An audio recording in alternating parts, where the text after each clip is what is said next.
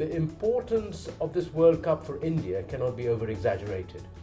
Remember, the last time there was a World Cup match in India, back in 1996, this was in Kolkata, and that match was abandoned as a result of a riot by the crowd, with India about to lose to Sri Lanka. A very shameful moment. Now, a lot has happened since then. India's had the Commonwealth Games, but even that shows that there are problems in the way India organises big international sports events. Commonwealth Games passed off all right, it was all right on the night, but actually going into the night, this old Indian habit of saying, well, the match starts at 12 o'clock, it's only 5 to 12, so what's the problem, did surface there. And again, on this evidence so far, before the World Cup, we've had the organisers in Calcutta not being ready for the match which was looked forward to, one of the big group matches, England versus India, that had to be moved to Bangalore. So there are question marks that the Indians need to answer, and the Indians need to show they can organise big events in the way China and other countries have shown they can do.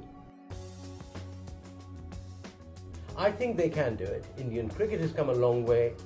The Indian society has come a long way, and since then, since those scenes in 1996, we've had the Indian Premier League, IPL, and IPL has brought out what Indians call tamasha. It's a very rich Indian word which means excitement, passion, unpredictability. And what the Indians did with IPL was match cricket, their great religion, with Bollywood, their great entertainment. And I think in this World Cup we're going to see a lot of that Indian tamasha.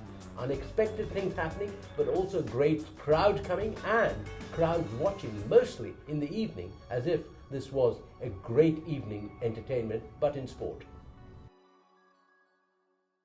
I think Indian crowds bring to cricket what the Brazilians bring to football.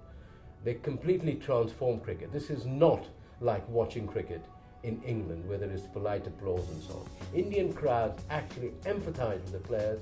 They show their feelings as the play is going on. They make a lot of noise, and if there are things happening on the field of play when it's very quiet, they will generate their own excitement. And of course, this is most evident when India play, but actually India is one of those countries which has a great interest in the world. So other countries, other players are also admired, and there's a great knowledge about the world. So Indian crowds are very, very knowledgeable, Indian cricket crowds, and they will know not just about Indian players, of course, they admire and adore their own players, and Sachin Tendulkar in particular, but they will also be supporters of other players from other countries around the world, and they will want to see the matches.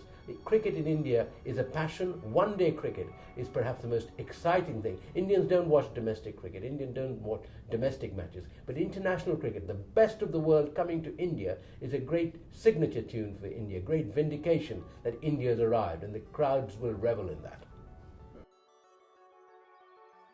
Indian grounds reflect India. They are very passionate places, full of passionate supporters. But actually the facilities at Indian grounds are rather poor in terms of spectator facilities that we are accustomed to in the West. Certainly they don't have those elaborate seating arrangements of boxes that you find in the West. But for me, the most evocative ground is obviously the city I grew up in, Bombay, as I used to call it when I was growing up there, now Mumbai. Some lovely grounds there. There is CCI where they're not playing, it's the old ground, but the Wankhede Stadium is a very fine ground as well, and there are a couple of other grounds. And Mumbai is, for me, the great place for Indian cricket. It's the centre of Indian cricket. It's where Indian cricket really comes to flower and fruition in a way it does nowhere else in India. And to me, it's the most evocative place to watch cricket in India.